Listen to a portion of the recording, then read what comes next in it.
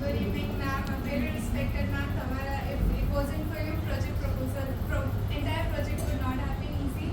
And other than that, I'd like to invite and welcome all of you, very respected, very experienced, and very helpful colleagues of mine. Welcome and a very good evening to all of you. I would like to introduce my topic, which is we are Group 2, and our topic is the prioritizing mental health for healthcare workers. Now, before we go into that, I know that I can read the slides and I can just narrate the things that I've already written. But I still remember the day that we had to submit title to ma'am, and the moment we said healthcare, there was another group who was looking forward to take this opportunity to discuss about this project. However, by the guidance of ma'am, we both of the groups were able to choose better projects. And in healthcare, there's one thing that I've heard, which is said that education is not that you learn that Nazis killed 6 million Jews. It is when you know how and why they were able to do it. So why did we choose for healthcare? Before we get into that, I'd like to introduce my group, which consists of myself, Prema Christian, Charna Vyas, Forum Soni, and Ishan Bhatt. So I'll take you a little bit, I'll make you travel a little bit. And so there's a timeline. Imagine that it's from 2000 to 2024. And you travel through that timeline and you come to the year 2019. And we all know what happened in the year 2019. And there's something that I would like to tell you which I personally was witnessing.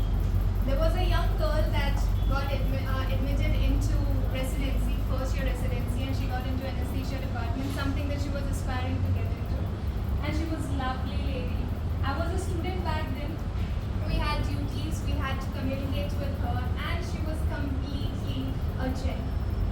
Simultaneously, there was this another student who got admission into first year GNM, and she was a lovely girl as well, aspiring to be a successful future nurse ahead. Time moved forward, 2019, we see COVID-19 came in. 2020, lockdown happened. And every one of my relatives, my friends were super happy because they had to stay home. They did not have to study on campus. And we were also supposed to be happy, but we are into healthcare. And being in second year BSc nursing at that point of time, we were said that we had to do duties because of shortage of staff. We did not have that much of experience on field, and still we had to do it. And I remember this one specific day I walked in, we were supposed to wear those PPE kits and everything. We walked in, we were supposed to maintain social distance, because of which it was not possible to really sit and spend time with people. I sat down and started scrolling my phone, something that we all do when we get a little bit of time, and I came across something that actually influenced me to take the topic of mental health. So these are the few things that we would go into, and I have included Shinchan for the conclusion because he has the solution to everything. So I thought that he could be a better picture. We come to the introduction part, and the introduction goes as such. Healthcare. As Harsh sir very well mentioned what healthcare is. So we focus on the prevention, on the treatment, and then on the promotion of health.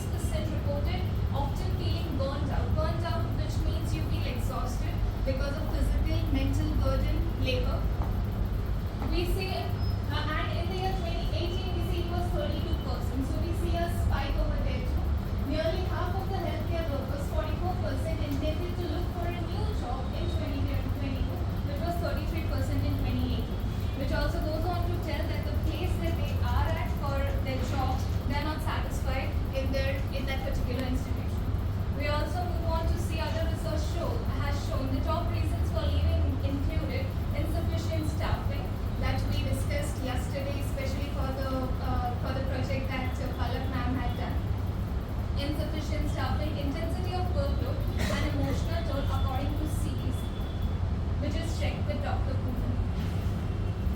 Prevalent psychiatric diagnosis. So basically for non-medicals, psychiatric diagnosis is very much exactly to do with your mental health in terms of needing treatment. Whereas previously in the slide what we saw was psychological state of healthcare workers. Prevalence estimates shows that most common healthcare condition was PTSD, that stands for post-traumatic stress syndrome, that is 21.7%, followed by anxiety disorder, which is 16.1%, MDD, which stands for major depressive disorder, which is 13.4%, and acute stress disorder, which is 7.4%, and these stats are according to the National Library of Medicine. The aim of the project was pretty simple for us to decide. It was to prioritize, the project's aim is to prioritize the mental health and well-being of healthcare workers as an urgent global public health priority. What are the objectives? So we have all cumulatively decided 3 objectives which are the main that we wanted to focus on. The first one being raise awareness towards health of healthcare workers, provide supportive solution towards a healthy state of mind for the healthcare workers, and third, promote resilience and advocate for change towards the mental health of healthcare workers. As discussed earlier, I was telling you this incident that I saw for 2 of the girls very closely I observed. And oxytocin is called a love hormone. It's also stated by someone that it is the hormone that makes you feel human. It helps you in creating an atmosphere or creating a sense of empathy with people. The event that I mentioned was to help you relate with the 2 of them that I witnessed. The literature review that we have taken are of total 10 literature reviews, and we have taken from pre, post, and intra-pandemic times. Needless to say that before 2019, the incidences of psychological or social disorders or problems that healthcare workers face was low compared to intra and post-pandemic. Stories, and I had a few contacts who belonged to the same department, and I saw a beautiful picture of this lady who was a R1, but in 2021 she was about to be R3, and below that beautiful picture there were just 3 alphabets which were RI, and I could not imagine. Being a doctor is something that people aspire to be. The moment you take science, biology group, most of the people are like, okay, doctor ban ho gaya.